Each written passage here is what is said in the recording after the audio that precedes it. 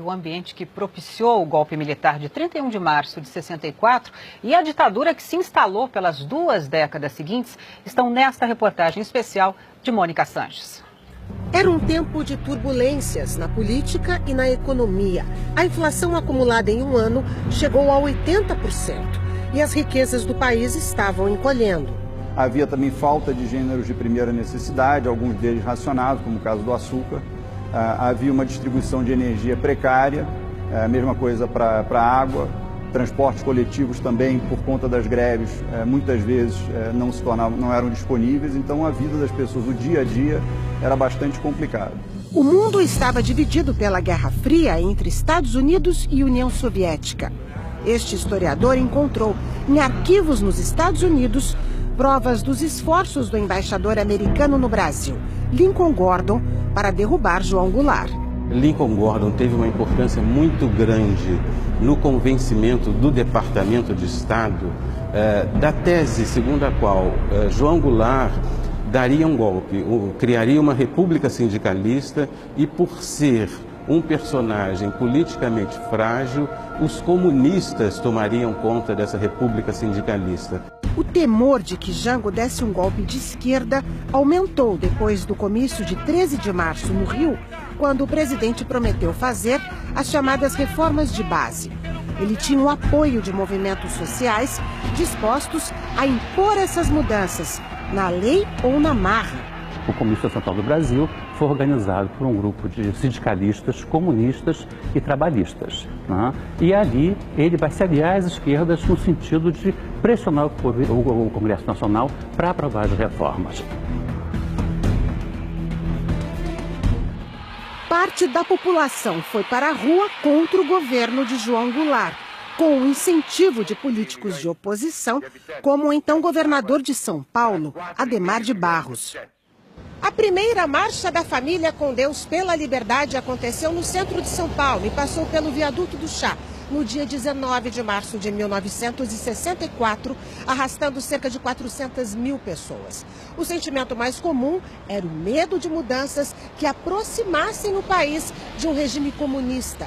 Mas muita gente que estava aqui não imaginava o que aconteceria depois. Um golpe de Estado, sucedido por uma ditadura militar, que duraria 21 anos.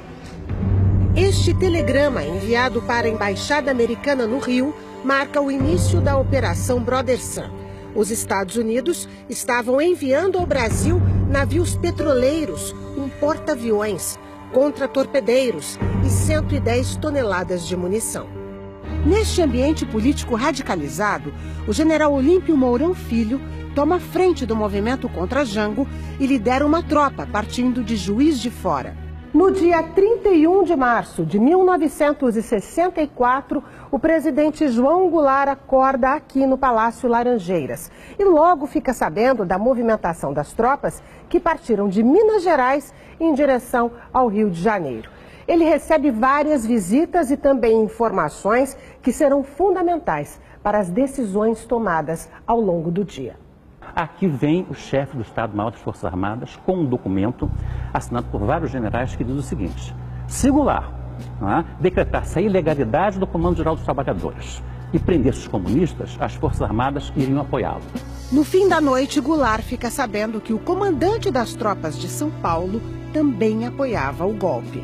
As tropas do 2º Exército, sob o comando do general Cruel, já sitiaram o estado da Guanabara.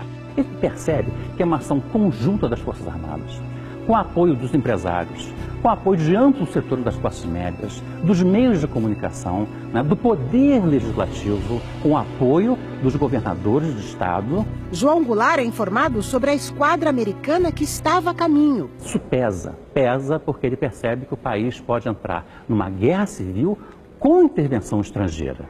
No dia 1º de abril, Goulart vai para Brasília e de lá segue para Porto Alegre em busca de apoio. Enquanto Jango voava, o presidente do Senado, Auro de Moura Andrade, abriu o caminho para os golpistas. Declaro vaga a presidência da República. Ou seja, houve uma operação militar de um golpe, mas também houve um golpe do poder legislativo ao depor Goulart. estão no território nacional. E logo depois, o Auro Moura Andrade imposta na presidente da República, não é, o Ranieri Massiri, o presidente da Câmara dos Deputados, na linha de sucessão, não é, com a presença, com o endosso, não é, do ministro do Supremo Tribunal Federal. Ou seja, houve um golpe do Poder Legislativo endossado pelo Poder, né, Judiciário. E logo a seguir, o governo norte-americano reconhece o novo governo. Sem resistência, a intervenção militar americana não foi necessária. Mas o governo americano apresentou a conta da Operação Brother Sun, 2 milhões e 300 mil dólares, que nunca foram pagos pelo Brasil.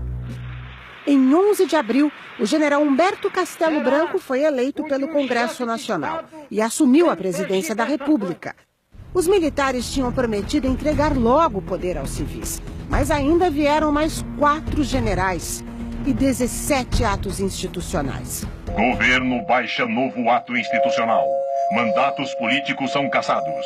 Presidente Castelo Branco declarou que a revolução está viva e não retrocederá. O AI-5, entre outras barbaridades, ele proibiu a concessão de habeas corpus para presos políticos. Isso foi o sinal verde para a tortura, porque você era preso e ficava preso pelo tempo que os carcereiros, os militares, quisessem, nas condições que eles quisessem.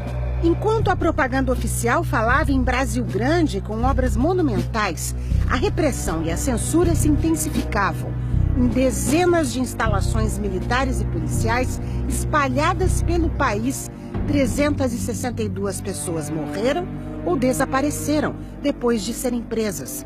A perseguição aos opositores aumentou após as ações de grupos armados que pretendiam combater a ditadura e, ao mesmo tempo, implantar um regime socialista. Acho também importante dizer que foi errada a opção pela luta armada, porque nós não conseguiríamos galvanizar a população brasileira de uma forma suficiente para poder enfrentar e derrubar a ditadura militar. Só em 1985, após uma grande mobilização popular, o Brasil voltou a ter um civil na presidência. E 4 anos depois, os brasileiros puderam novamente escolher, por eleições diretas, o presidente do país.